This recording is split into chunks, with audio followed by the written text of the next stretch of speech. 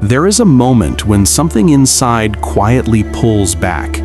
Not in anger, not in drama, just a soft retreat that almost goes unnoticed at first. The phone still lights up, conversations still begin the same way. People still lean in with their stories, their worries, their emotional weight. But the response feels different now, slower, less automatic. The heart no longer rushes forward to meet every feeling placed in front of it. For a long time, being emotionally available felt like a virtue, like proof of being good, mature, reliable, the one who listens, the one who understands, the one who never turns away. Emotional presence became a reflex, not a decision. And over time, that reflex began to cost something invisible but profound. Exhaustion doesn't always announce itself loudly. Sometimes it arrives as numbness, sometimes as quiet resentment, sometimes as the strange feeling of being surrounded by people and still feeling empty. This is where the recognition begins, not as a rebellion, but as a realization. Something has been given away for too long without being replenished. Emotional availability, when it is constant and unguarded, slowly erodes the self. The inner world becomes a public space. Boundaries blur. Needs are postponed. The sense of self grows thinner, stretched across too many connections. And eventually, there is a sense of disappearance, of being everywhere for everyone, yet nowhere for oneself. This recognition doesn't come with clarity at first. It comes with confusion, with the question of why care feels heavy now, why listening feels draining, why empathy, once effortless, feels like labor. The answer is not a lack of compassion, it is an excess of unreciprocated emotional investment. Long before this moment, patterns were forming. Emotional availability rarely begins as a conscious choice. It is learned, absorbed, often rooted in early environments where being attentive meant being safe, where emotional attunement was a survival skill, where noticing moods, anticipating needs, and smoothing emotional tension became second nature.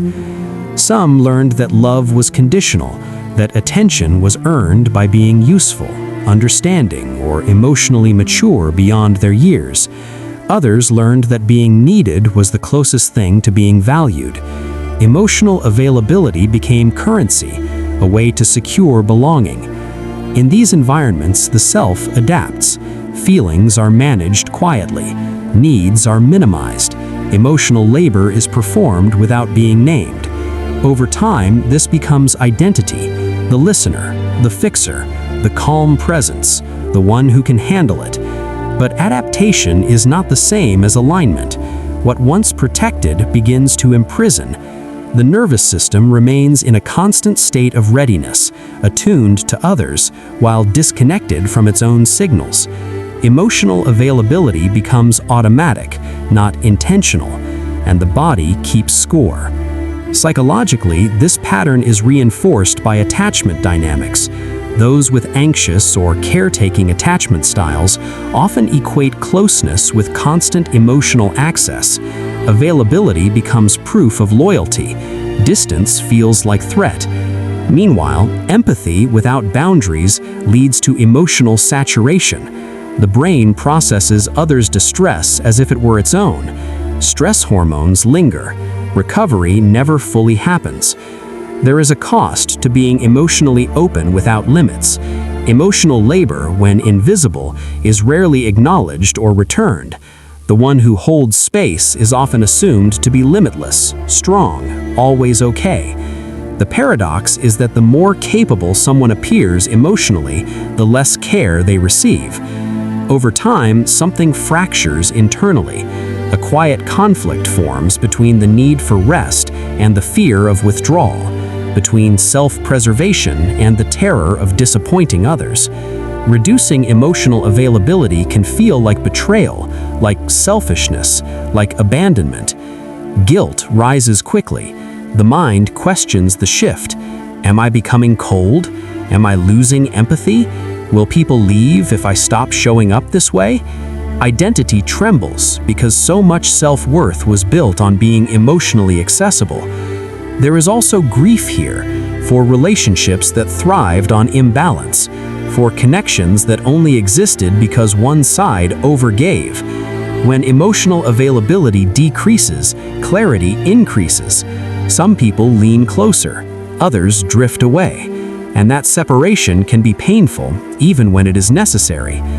Resistance often appears as justification, pushing through exhaustion, offering one more conversation, one more late-night reassurance, one more emotional rescue, because stopping feels unfamiliar, because silence feels unsafe, because saying no feels like failure. But then comes the moment when something becomes undeniable, a realization that emotional availability is not a moral obligation, it is a resource, finite, precious, and deserving of care.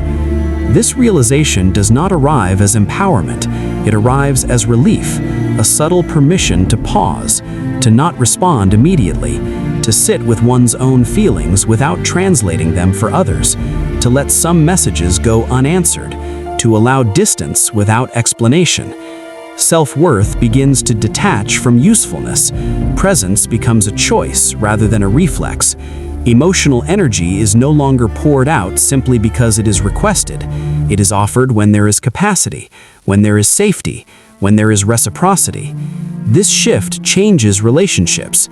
Some become quieter, some become deeper.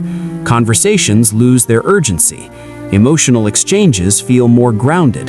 There is space to breathe within connection, and there is space to exist without performing emotional roles. Integration is not about shutting down, it is about discernment. Emotional availability becomes intentional. Boundaries form naturally, not as walls, but as filters. The heart remains open, but not unguarded. Compassion remains, but it is no longer self-erasing. The nervous system begins to regulate. Energy returns slowly. Thoughts become clearer. There is room again for creativity, rest, and inner dialogue. Emotional presence, once scattered, becomes concentrated, more meaningful, more honest. Some people misunderstand this change. They may interpret it as distance or indifference, but what is actually happening is alignment, emotional truth replacing emotional performance, authentic presence replacing constant availability. What remains after this shift is not loneliness but solitude, not emptiness but space, a quieter inner world where feelings are allowed to exist without immediate external demand, a sense of self that is no longer fragmented across too many emotional obligations. When emotional availability is no longer free, connections become clearer. Those rooted in mutual respect remain. Those built on access alone fade. And in that filtering, something essential is preserved. The heart does not harden, it becomes selective.